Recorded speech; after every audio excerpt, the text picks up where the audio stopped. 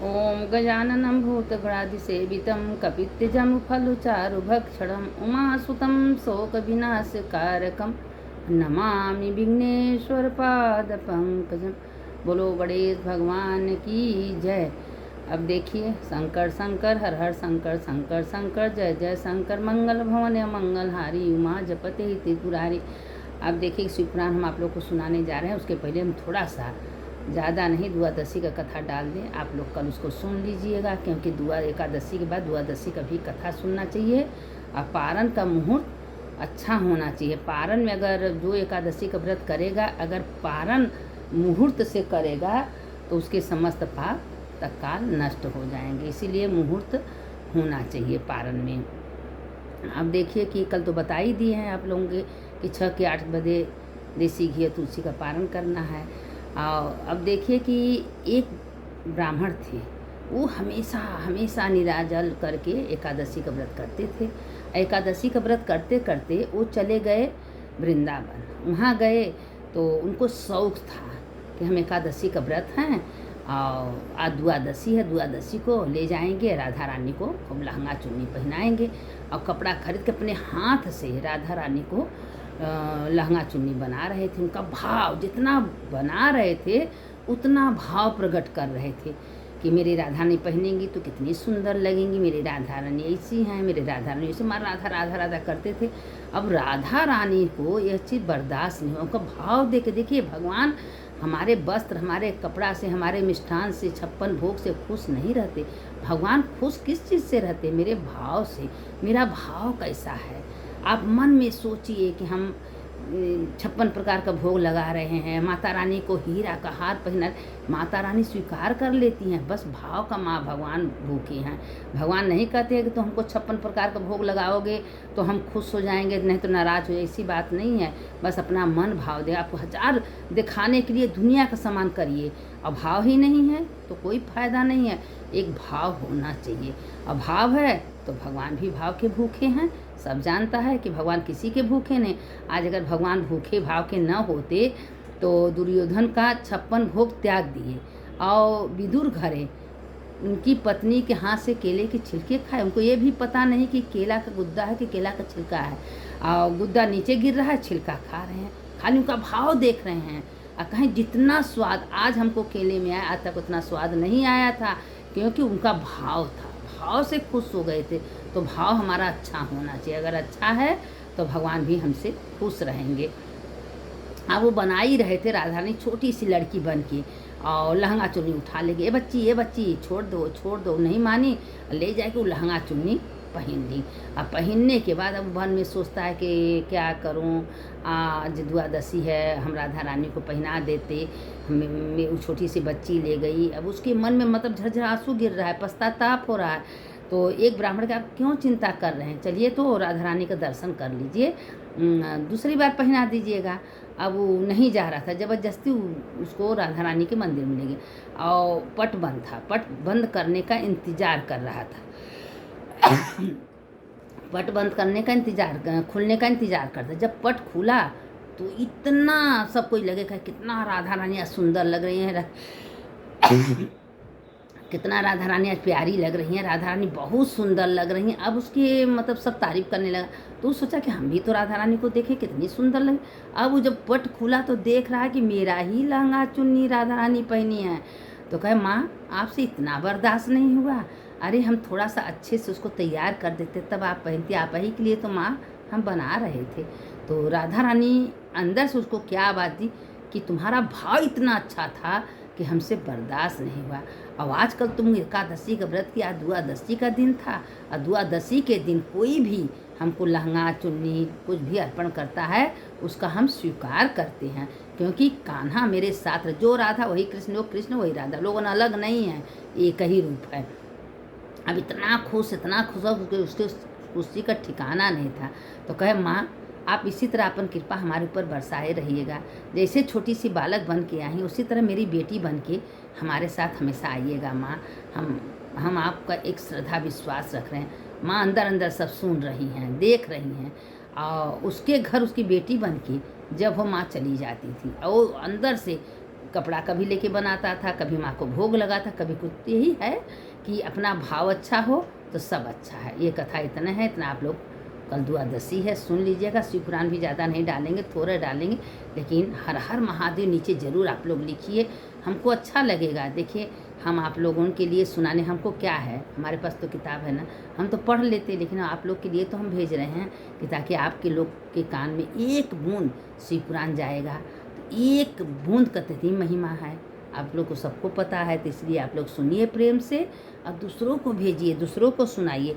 देखिए जब कल केतकी से भगवान नाराज़ हो गए, श्राप दिए, तो कहें जो आपका दर्शन करेगा तो क्या ऊपर आपका भागी रहेगा। तो खाली भोलेनाथ अपने के लिए कहें कि हमारे ऊपर केतकी का फूल नहीं। जब ब्रह्मा का एक मूड़ी कट गया, उसके बाद क्या हुआ कि ये नंदीश्वर जो भगवान के नंदी है वो आए। अब आए के नंदी फिर देवाधिदेव महादेव से कह रहे हैं कि हे महादेव आप बताइए कि हम क्या करें। कहें कुछ नहीं, ब्रह्मा का तो बहुत अहंकार था, घमंड था, उसने तुमने चूर कर दिया। ब्रह्मा का घमंड तो चूर हो गया, इसलिए ब्रह्मा का एक ही मूर्ति पुष्कर में, ब्रह्मा का मूर्ति एक ही है, वो पुष्कर में बना है और कहीं नहीं है। और उन्हीं का पुष्कर में जो जाता है तो पुष्कर राज बना दिए हैं। तो भगवान का तो घमंड चूर कर दिए। और फिर उसके बाद क्या किए कि विष्णु भगवान को आशीर्वाद दिए कि हे विष्णु तुम्हारा हर जगह मूर्ति रहेगा, हर घर घर में रहेगा, तुम्हारा पूजा होगा। तो भगवान विश्वनाथ स्वयं उनको वरदान दिए हैं। और फिर वो अपने शरीर से एक उसी रूप में भैरव को प्रकट किए। जो भैरव है ना वो शंकर के रूप हैं, भैरव कहीं दूसर नहीं है। जो काशी में भैरव विराजमान है तो शंकर के रूप हैं। तो अपने ही शरीर से भैरव को उत्पन्न किए। तो भैरवनाथ कहते हैं ना, विश्वेशम माधवम ढूंढीम दंडपाणिम च भैरवे वंदे काशी गुहाम गंगा भवानी मणिकर्णिका। जो ये मंत्र सवेरे शाम बोलता है उसका पूरा काशी का परिक्रमा होता है। देखिए हम अपने मन से नहीं बोल रहे, शास्त्र बोल रही। शास्त्र में लिखा है कि अगर कोई काशी का परिक्रमा तो नहीं कर सकता, विश्वेशम माधवम, विश्वेशम मतलब शंकर जी, माधवम मतलब विष्णु भगवान, विश्वेशम माधवम, जो विश्वेशम माधवम ढूंढी, गणेश भगवान का ढूंढी, ये विश्वेशम माधवम ढूंढी दंडपाणी का, ये सब दर्शन काशी में है। तो जो इनका दर्शन करता है पूरा काशी के परिक्रमा। तो ये कथा हम बहुत पहले मणिकर्णिका घाट पर कोई संत आए थे तो बताए थे कि ये मंत्र बोलने से पूरी काशी का परिक्रमा हो जाता है। तो विश्वेशम माधवम ढूंढीम दंडपाणिम च भैरवे वंदे काशी गुहाम गंगा भवानी मणिकर्णिका। तो ये मंत्र बोलने से काशी का परिक्रमा। देखिए भगवान ये अपने मुख से बोले हैं कि जो कोई नहीं जा रहा है, नहीं कर रहा, तो हर चीज़ का निधान है। तो इसीलिए गंगा का, काशी का सब महिमा है। तो भैरवाना से कहें कि प्रभु अब हमारा क्या होता, कहें तुम कहीं नहीं जाओगे, काशी में विराजमान हो जाओगे। तो एक ही भैरव को तो भगवान स्थापन किए हैं, लेकिन धीरे धीरे काशी में सारे भैरव आके स्थापन हो गए। 12 सूर्य, 12 भैरव और 56 गणेश सब काशी में विराजमान है। 12 ज्योतिर्लिंग सब काशी में विराजमान है।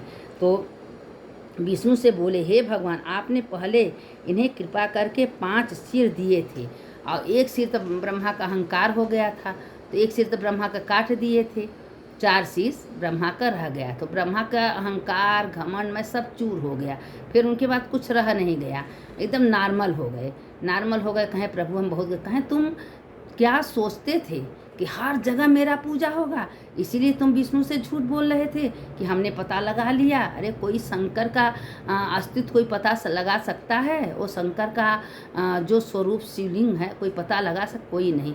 तो भगवान विष्णु से कहें कि हे विष्णु तुम बैर छोटा सा शंकर तुम पूजा करोगे तो करोड़ों करोड़ों का फल मिलेगा। जो शंकर का पूजा करता है वह मान के चलिए को शिवलिंग का जो पूजा करता है वो शिवरूप हो जाता है, शिव में काशी में शिव के अंदर समा जाता है, उसका कभी आवागमन नहीं होता है। शिव जी स्वयं देखिए बोले हैं कि जो भी अगर हो सके तो आपको समय मिले तो रोज़ 1 बार 2 बार नहीं हो सके तो महीना में एक शिवलिंग पार्थिव का जरूर पूजा करना चाहिए। तो पार्थिव का पूजा का क्या मतलब है, छोटा सा शंकर जी बनाना चाहिए और बना के और न हो तो धूप दीप पत्ती अपन चढ़ा देना चाहिए। पार्थिव पूजा का बहुत महिमा है। और शंकर जी कितना बड़ा होना चाहिए, छोटा सा होना चाहिए। छोटा सा शिवलिंग अपने घर में रखिए और उनका आचमन करिए और वो शंकर जी का पूजा करिए। देखिए ये सब महादेव भैरव से बता रहे हैं कि देखो भैरव जो भी शिवलिंग अपने घर में रखता है और ईश्वरी तत्व भगवान शंकर को प्राप्त करके ये मेरे महादेव हैं, महादेव में विराजमान हैं और उनका पूजा करता है, उसके तत्काल समस्त पाप तत्काल नष्ट हो जाता है, इसमें कोई संशय नहीं है।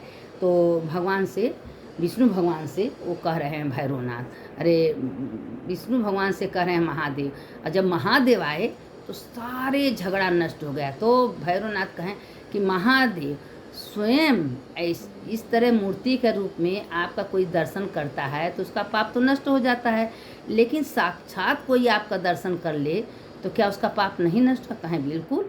तो सामने महादेव हैं और महादेव का दर्शन ब्रह्मा किए, विष्णु किए, भैरव किए, सब सारे देवता 33 कोटि देवी देवता महादेव का दर्शन किए। और महादेव स्वयं देखिए देवों के देव महादेव हैं, सबसे बड़ा महादेव हैं।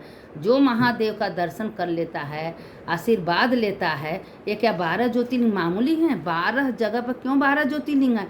सबके कल्याण के लिए महादेव 12 ज्योतिर्लिंग में 12 जगह उत्पन्न हुए हैं, इसीलिए 12 ज्योतिर्लिंग का बहुत महिमा। अब इसका वर्णन हम आप लोगों से कल बताएंगे, क्योंकि कथा देखिए लंबी हो रही है और हम इसे ज़्यादा तो नहीं भेजते हैं, थोड़े भेजते हैं कि ये किस्सा कहल हो कि एक अक्षर अगर कान में चल जाता है तो शिव जी उसकी आत्मा हृदय में विराजमान हो जाते हैं। कथा का तो बहुत महिमा है।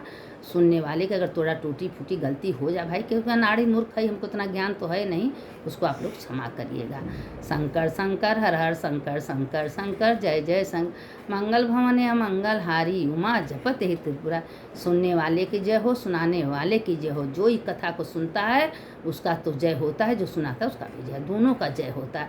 इसीलिए हम यह समझ दे दिए हैं निर्धारित कि अब शिव पुराण हम आप लोग के जरिए सबको एक एक अक्षर का, एक एक अर्थ का पहुंचाएंगे, क्योंकि कोई भी शिव पुराण पूरा कभी नहीं करता है। 18,000 श्लोक हम एक एक लाइन आप लोग को सुनाएंगे, क्योंकि बहुत मोटी ग्रंथ है। जितना दिन लगेगा हम भेजेंगे, आप लोग सुनिए। सुनने वाले की जय, सुनाने वाले की जय।